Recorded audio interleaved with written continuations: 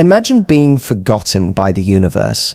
Imagine being locked in a white box for 342 days, treated like a faulty spare part that someone forgot to throw away. You are just a number, a biological unit, a ghost in the system. You think your life is over. You think you will die in this sterile hell, unseen and unmourned. But the universe has a secret. Sometimes the cage isn't built to keep a criminal in.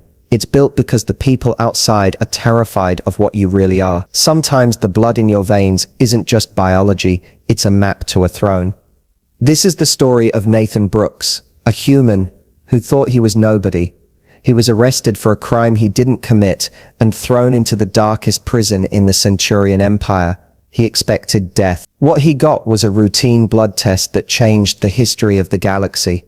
Because when the machine tasted his blood, it didn't find a prisoner, it found a king. This is the story of how a human prisoner brought an empire to its knees, not with a weapon but with his DNA. The artificial sun of Detention Center 47 never set.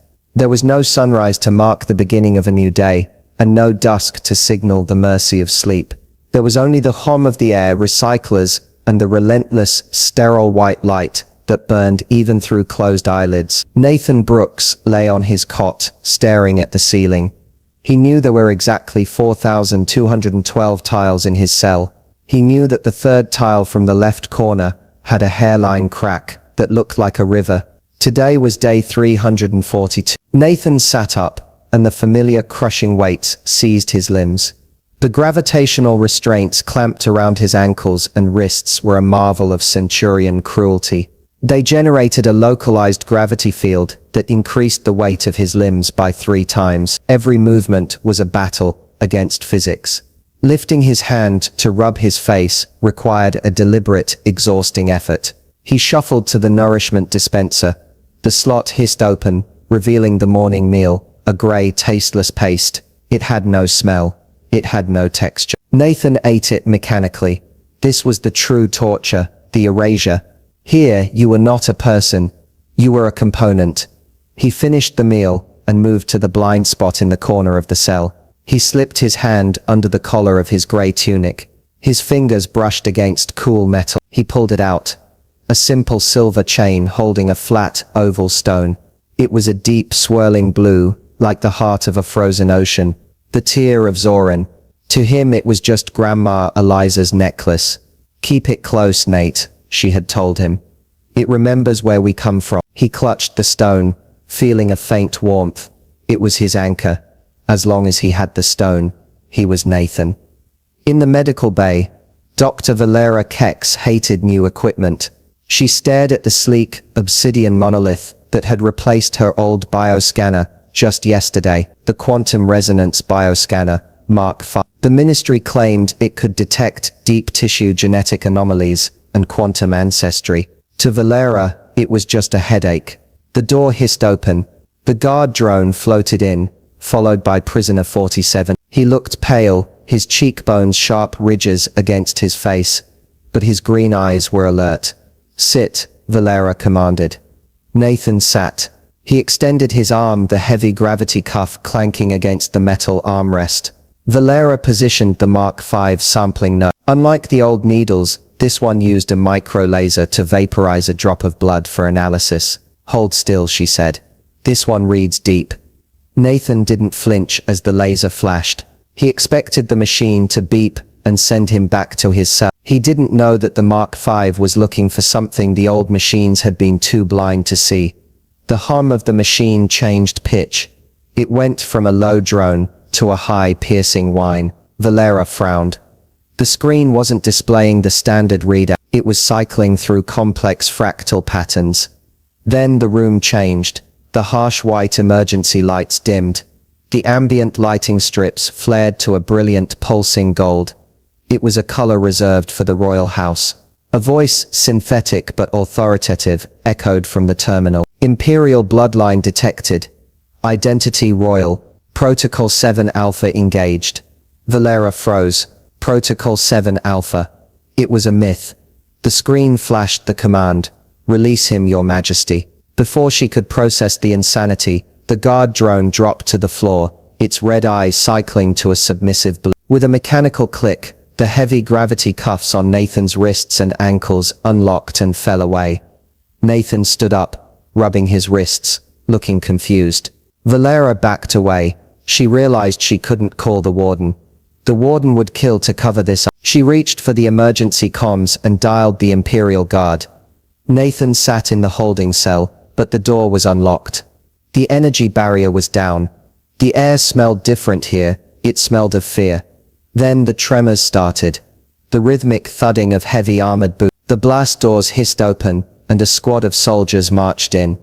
They wore the crimson and gold armor of the elite Crimson Guard. In the center walked a giant, High Counselor Therum, 7 feet of blue-skinned muscle and elegance. Beside him Warden Zalax was sweating and stammering. "This is a mistake," Zalax shouted. "He is filth. A spy." The warden reached into the cell to shove Nathan. "Stand up, scum." A sharp crack echoed through the hall. Therum backhanded the warden, without even looking at him. Zalax flew across the corridor and crumpled against the wall. Therum turned to Nathan. The giant alien's face softened. He looked at the human in dirty rags. And then the High Counselor of the Empire did the unthinkable. He stepped into the filthy cell and knelt. He bowed his head until it touched the floor. "Forgive us," Therum rumbled. "The galaxy has been blind. We have failed you, my prince." The transition from the cold hard steel of the prison to the interior of the Imperial shuttle was a shock to the system that left Nathan feeling dizzy. The shuttle wasn't a vehicle, it was a flying palace. The walls were lined with velvet that shifted colors based on the ambient temperature, and the air was scented with something like jasmine and ozone. Nathan stood in the private quarters assigned to him, staring at the sonic shower unit. For a year he had cleaned himself with abrasive wipes and cold water. He stepped inside. The sonic pulses hummed against his skin, vibrating the dirt and grime out of his pores without a drop of water. It felt like shedding a skin. When he stepped out, he looked in the full-length mirror. The man staring back was a stranger. He was thinner than he remembered, his ribs pressing against his skin. But his eyes were harder. The softness of his youth was gone, replaced by the jagged edges of survival. He dressed in the clothes they had laid out for him. Tunics of silk so fine it felt like water, woven with threads of gold alloy. He hated them. They felt flimsy. They felt like a costume. He felt like a wolf being dressed up as a show dog. The door chimed and High Counselor Therum entered. He wasn't kneeling now, but his posture was deferential, treating Nathan as if he were made of fragile glass that might shatter at a loud noise. "We have prepared a nutrient infusion to restore your strength, my lord," Therum said softly. "And I must brief you on the Corvian prophecy before we arrive." "Stop," Nathan said, his voice raspy from disuse. "Don't call me lord, and don't look at me like I'm going to break. I survived a year in your black site prison. I'm not fragile." Therum paused, his 3 eyes blinking in surprise. He saw the steel in Nathan's posture. He realized that they hadn't just found a lost heir. They had found a survivor. "As you wish, Nathan," Therum corrected himself, a newfound respect entering his tone. "But you must understand, you are the pivot upon which our history is turning." While Nathan was being fitted with silk, Grand Marshal Cressix was pacing the obsidian floor of his war room in the Imperial Palace. Cressix was a creature of war, his body augmented with cybernetic plating that made him more machine than Centurion. He was the one who had signed the order for Nathan's arrest a year ago. He was the one who had buried the file. A holographic display flickered to life in the center of the room. It was a grainy encrypted feed from the prison's security cameras, showing the moment Therum knelt before the human. Cressix let out a low, guttural growl and swept a heavy metal table aside with one arm.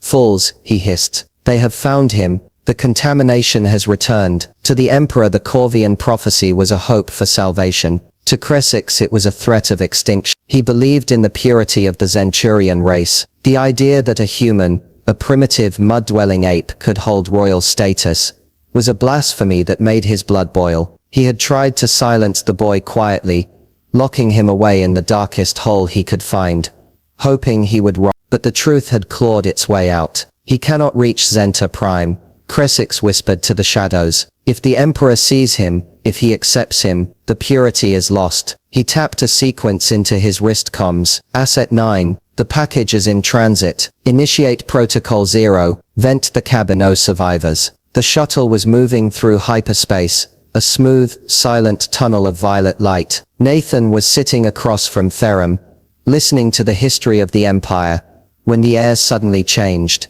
The gentle hum of the recyclers stopped. The lights flickered and died, replaced by the harsh red pulse of emergency strobes. A calm automated voice filled the cabin. Warning, atmospheric venting initiated. Cabin depressurization in 60 seconds. Therum leaped to his feet, his face going pale blue. The cockpit, he shouted. The pilot must have triggered the purge. Therum rushed to the cockpit door, slamming his massive hand against the control panel. It's locked. Hard seal. We are trapped. The counselor turned to Nathan, panic in his eyes. For all his power, Therum was a bureaucrat and a diplomat. He trusted systems. When systems failed, he froze.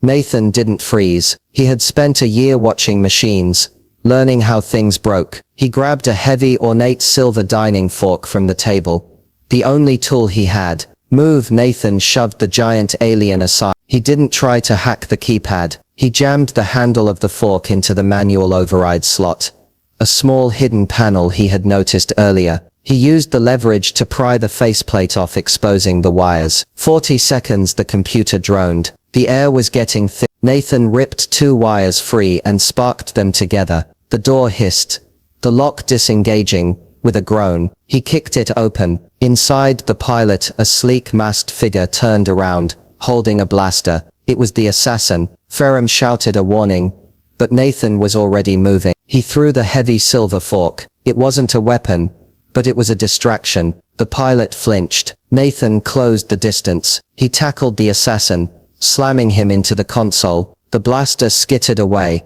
The assassin was strong, but Nathan was fighting for his life. He jammed his elbow into the pilot's throat, cutting off his air, while his other hand slammed the cancel venting button on the dashboard. The red lights turned green. The hiss of escaping air stopped. Nathan stood up, panting, standing over the unconscious assassin. Therum stared at him, wide-eyed. He had expected a helpless prince. He had found a warrior who could kill with a dining utensil. The rest of the flight was conducted in tense silence. Nathan piloted the shuttle himself, trusting no one else. When Zenta Prime finally appeared in the viewport, Nathan's breath caught in his throat. It was magnificent. The planet was a swirling marble of deep purple oceans and continents of emerald green. But it was the rings that captivated him. 3 concentric bands of gold dust and ice that glittered like a halo. As he looked at it, a strange sensation washed over him. It wasn't just awe, it was recognition. He knew those oceans. He knew the shape of the continent. He knew that the southern pole had storms that lasted for years. It wasn't a memory from a book. It was a memory from his blood. It feels familiar, Nathan whispered, his hand drifting to the pendant under his shirt. That is the blood calling, Therum said quietly. Your ancestors walked that soil for 10,000 years. You are coming home, Nathan. They bypassed the main spaceport, landing on a secluded private pad, hidden in the mountains surrounding the capital. As the ramp lowered and the smell of alien pine and salt water hit his face, Nathan didn't feel relief. He felt the hair on the back of his neck stand up. He knew with a certainty that chilled him to the bone, that somewhere in that golden city, someone was very angry that he was still alive. The throne room of Zenta Prime was shrouded in shadow. Heavy curtains of velvet blocked out the triple suns, leaving the vast chamber illuminated only by the faint bioluminescent glow of the moss growing on the stone pillars. The darkness was not for dramatic effect. It was a medical necessity. Nathan walked down the long obsidian aisle, the sound of his footsteps swallowed by the silence. At the far end sat Emperor Veraxian. He was a heartbreaking sight. Once a warrior who had led fleets, he was now a withered husk slumped on a throne that looked too big for him. His skin was grey and flaking, and his eyes, usually the bright gold of the royal line, were clouded with a milky film. This was the degradation, a genetic rot, eating the royal family from the inside out. Approach, the emperor wheezed. His voice sounded like dry leaves scraping together. Nathan stopped at the foot of the dais. He didn't bow. He felt a strange anger looking at this dying old alien. This was the man whose government had locked him up. You have the eyes of a stranger, Veraxian whispered, leaning forward squinting into the gloom. But Therum says your blood Show me. Nathan reached into his shirt and pulled out the pendant. The tear of Zoran. In the dim light of the throne room, the blue stone didn't just reflect light. It created it. It pulsed with a soft rhythmic heartbeat of azure energy. The Emperor gasped. He tried to stand but fell back, his strength failing. Tears, thick and silver, leaked from his clouded eyes. Zalora, the Emperor wept. My sister, we thought she was dead. We thought the void took her. She wasn't dead, Nathan said, his voice tight. She was my grandmother. She lived in a small house in Seattle. She grew tomatoes. She died of old age. Not the void. She ran, Veraxian murmured. She saw the rot coming. She saw what we were becoming. And she ran to the stars to save the bloodline. And now, the blood returns. Sentimental nonsense. The sharp voice cut through the emotional haze like a laser. A figure stepped out from the shadows behind the throne. It was a female Zenturian, tall, elegant, and radiating a cold, dangerous power. Her armor was sleek silver, and her eyes were sharp, clear and suspicious. Duchess Zavara, Therum announced, bowing low.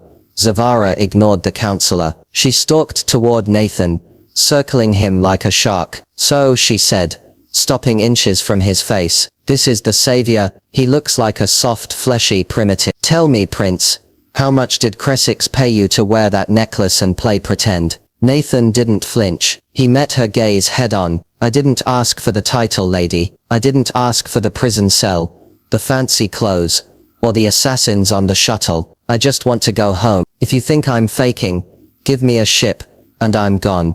Zavara paused. She studied his face, looking for deception. She found only exhaustion, and a stubborn, angry honesty. He fights well, she admitted, glancing at Therum. I saw the report from the shuttle. He killed a trained assassin, with a dining utensil. That is not soft. She turned back to Nathan. You are in a nest of vipers, human. Cressix knows you are here. He failed to kill you in the sky, so he will try to kill you on the ground. If you want to survive, stop looking at the door and start watching your back. There is a way to be certain.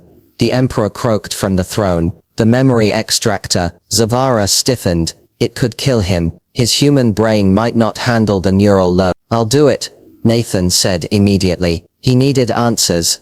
They took him to the royal archives, a chamber filled with humming crystal pillars. In the center was a chair that looked more like a torture device, hooked up to a helmet of weaving light. Nathan sat down, the helmet lowered. Breathe, Zavara whispered, her hand resting briefly on his shoulder. The world dissolved. Nathan wasn't in the room anymore. He was someone else. He felt lighter, taller. He looked at his hands. They were blue, six-fingered, and elegant. He was Princess Zalora. He felt her fear. It was 100 years ago. He was in a lab, injecting herself, with a serum. He felt the burning pain as his DNA was rewritten, hiding the royal markers under a camouflage of human genetics. He felt the crushing sorrow of leaving Zenta Prime. I must become the vessel, Zalora's thought echoed in his mind. The degradation is coming. I must create a hybrid immunity. My children will be the cure. Nathan gasped, jerking awake in the chair. His nose was bleeding. He looked at Zavara and the Emperor, his eyes wide with horror and realization. It wasn't just an escape, Nathan panted. She didn't just run. She made herself into a living vaccine. The council chamber was an arena of shouting voices. The hologram of Nathan's DNA floated in the center, showing the hybrid helix perfect, strong and free of the degradation. Grand Marshal Cressix stood at the head of the table, slamming his metal fist down. He is an abomination, a mongrel. We cannot let him touch the Emperor. He will poison the bloodline. Cressix's cybernetic eye whirred with fury. He had spent years waiting for the Emperor to die so he could seize power. He wasn't going to let a human ruin it now. He is the cure, the chief scientist argued back, pointing at the data. The human DNA acts as a stabilizer. If we perform a transfusion, it could reverse the Emperor's condition. The room was split. The traditionalists wanted Nathan dead. The pragmatists wanted him used as a medical resource. The emperor stood up. He was weak, but his voice carried the weight of absolute authority. "I am dying," Varaxian said, "and my empire is rotting with me. I will not let fear end my line." He pointed a shaking finger at Nathan. "Prepare the transfusion. Tonight." Cressix's face went rigid. He looked at Nathan, then at the emperor. He realized that if the transfusion worked, the emperor would recover. His plans to seize the throne would turn to dust. "As you command," Cressix said, bowing stiffly. But as he turned to leave, Nathan saw the look in his eyes. It wasn't submission, it was a countdown. "He's going to strike," Nathan whispered to Zavara. "He can't let this happen." "I know," Zavara replied, her hand drifting to the plasma dagger at her hip. "Tonight, the palace bleeds. Be ready, human." The royal medical wing was sterile, silent and terrifying. Nathan lay on a bio-bed, a web of tubes connecting his arm to the emperor's withered frame. The transfusion had begun. It wasn't just blood, it was genetic data being rewritten in real time. Nathan gritted his teeth. It felt like fire was being pulled out of his veins. Every drop leaving his body carried a piece of his vitality, leaving him cold and shaking. Across from him, the emperor's grey skin began to flush with a faint, healthy blue. The cloudiness in his eyes started to recede, revealing the gold underneath. It was a miracle happening in slow motion. "Hold on, Nathan," Zavara whispered, standing guard by the door, her hand never leaving her weapon. "It's working." Suddenly the hum of the power grid died. The lights cut out, plunging the room into pitch blackness. The bio-monitors flatlined. "Cressix," Nathan gasped, trying to sit up. But the weakness pinned him down. A voice boomed over the emergency intercom. Cressix's voice, cold and triumphant. "Citizens of the Empire, the human imposter has poisoned our beloved Emperor. I, Grand Marshal Cressix, am assuming emergency command to purge the traitors." Explosions rocked the building. The perimeter was breached. The sound of heavy boots and plasma fire echoed in the corridor. Cressix wasn't just taking over, he was slaughtering anyone loyal to the throne. "We are trapped," Zavara hissed, activating her plasma dagger. The blue glow of the blade illuminated her face. She looked at the unconscious emperor and the weakened Nathan. "I can hold the door for maybe 2 minutes. Cressix has sent his death squad." "No," Nathan said, forcing himself off the bed. He ripped the IV tubes out of his arm. Blood sprayed, but he ignored it. "We don't hold the door, we set a trap. You can barely stand," Zavara argued. "I don't need to stand to fight," Nathan growled. He stumbled to the janitorial closet in the corner of the medbay. He grabbed bottles of industrial cleaning solvents, chemicals the aliens used to scrub bio-waste. "Ammonia, bleach equivalent," Nathan muttered, his hands shaking but his mind sharp. "Alien physiology is sensitive to respiratory toxins, right?" "Yes," Zavara said, confused. "Why?" "Because on Earth we call this a war crime," Nathan said grimly. He mixed the chemicals in a bucket, creating a noxious, bubbling cloud. The door blew open. Elite soldiers in black armor stormed in. Nathan kicked the bucket toward them. The cloud expanded instantly. The soldiers choked, their advanced filters useless against the primitive chemical reaction. They clawed at their throats, blinded and gasping. Nathan didn't hesitate. He grabbed a scalpel from the surgical tray. He moved through the smoke like a ghost, striking with precision. He wasn't stronger than them, but he was smarter, and he was fighting dirty. "Move!"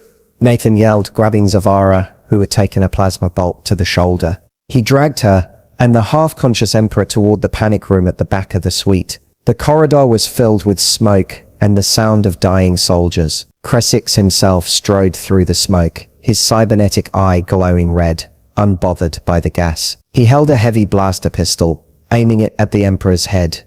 "You possess a stubborn vitality, human," Cressix sneered, stepping over the bodies of his own men. "But the game ends here." Nathan threw himself in front of the emperor. The blast hit Nathan's side, cauterizing the wound instantly. He screamed but didn't fall. He shoved the emperor into the vault and dragged Zavara in after him. He slammed the heavy durasteel lock just as Cressix fired again. The doors sealed. They were safe, but trapped. Nathan slid down the wall, blood pooling around him. He looked at the emperor. Varaxian's eyes were open, and they were clear. The cloudiness was gone. The gold iris burned with a fierce, renewed intelligence. You bleed red, Varaxian said softly, looking at the human who had just taken a bullet for him.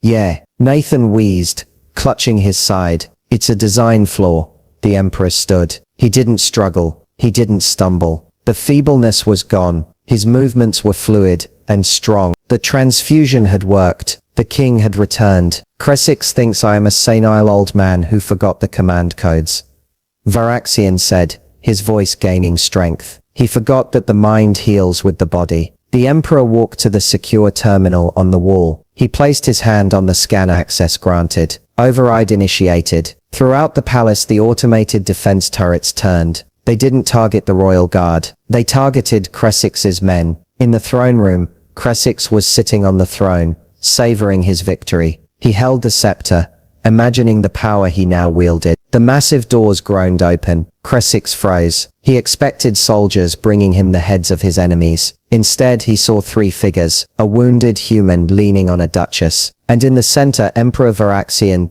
radiating a golden aura of power that hadn't been seen in 50 years. Get off my chair, Varaxian said. His voice wasn't a whisper, it was a thunderclap. Impossible, Kresix stammered, standing up, the scepter slipping from his hand. You were dying. You were rotting. I was, Varaxian agreed, stepping forward. But the blood of Zora is strong, and the human you called a mongrel has more honor in one drop of his blood than you have in your entire cybernetic carcass. The royal guards, seeing their restored emperor, turned their weapons on Kresix. The coup collapsed in seconds. Kresix fell to his knees, not in prayer, but in defeat. He looked at Nathan, hate burning in his eyes. You ruin everything, Kresix spat. You should have died in that cell. Sorry to disappoint you, Nathan said, leaning against the doorframe. I'm hard to kill. The aftermath was a blur of arrests and celebrations. Peace returned to Zenta Prime. The traitorous generals were stripped of rank. The Emperor's health was hailed as a miracle. But Nathan missed most of it. He was in a healing tank, his body knitting itself back together. When he finally woke up, he was standing on the balcony of the royal suite, watching the triple suns. His wounds were healing thanks to the advanced medtech, leaving only faint silvery scars. Zavara stood beside him, her arm in a sling. The Emperor wants to name you heir apparent, Zavara said, looking out at the city. He wants to give you the empire. He says you have proven your worth in blood. Nathan laughed, a tired, happy sound. I saw the paperwork involved in ruling. No thanks. I'm not a Ayata Atal Savara. I'm just a guy who got lost. You saved us, she said, turning to him. You belong here. Your blood is here. I belong where I can see the sky. Nathan said, I'm not a king. I'm just a guy who wants to make sure no one else gets locked in a box for being different. He went to the Emperor the next day and declined the crown. Varaxian was shocked, but proud. Then what will you do? The Emperor asked. You cannot simply disappear. No, Nathan said. I want to build a bridge. Earth doesn't know about you. You don't know about Earth. I want to change that. I want to create a council. A place where no one has to hide who they are. 6 months later, the rain was falling softly in Seattle. Earth. It was a grey, misty day, the kind Nathan used to hate, but now found comforting. He stood in a small, quiet cemetery, wearing a long coat to hide the Centurion diplomatic insignia on his lapel. He knelt in front of a simple gravestone. Eliza Brooks, beloved mother and grandmother. He placed a single alien flower on the wet grass, a bioluminescent blue orchid from the gardens of Zenta Prime. It glowed softly in the gloom, a tiny piece of another world. You were right, Grandma, he whispered to the stone. The secret is out, and we're doing okay. I found them. I found the family you left behind. They're safe now. He touched the pendant around his neck. It was quiet now, just a beautiful stone. Its job was done. A low hum filled the air. The clouds parted slightly as a sleek silver shuttle descended. It didn't look like any aircraft on Earth. It hovered silently above the grass. The ramp lowered, and a figure stepped out. It was Zavara. She was wearing human clothes,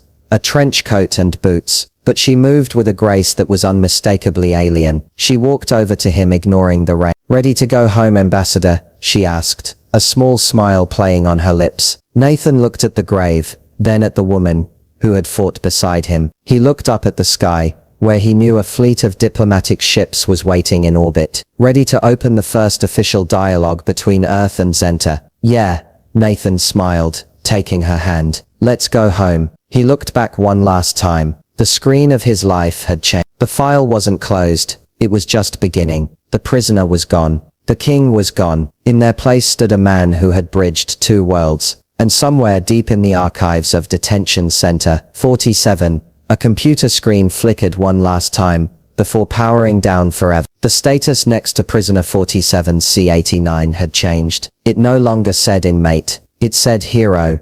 Years later, the story of Nathan Brooks became a legend in the Centurion Empire. They didn't call him the Lost Prince anymore. They called him the Republic he helped found, brought a golden age of peace. Humans and Centurions worked side by side. The degradation that had plagued the royal line was cured forever, thanks to the genetic template Nathan provided. But Nathan never sat on a throne. He spent his life on ships, traveling between Earth and Zenta, solving problems, mediating disputes, and ensuring that justice was blind. He married Zavara, and their children were the first of a new generation, strong, wise, and free of the rot of the past. Whenever he visited the capital, he would stop by the old prison. It was a museum now, a monument to the mistakes of the past. He would walk to cell 47C, stand in the center, and look at the tiles he used to count. He would remember the despair. He would remember the hunger. But mostly he would remember the moment the machine spoke,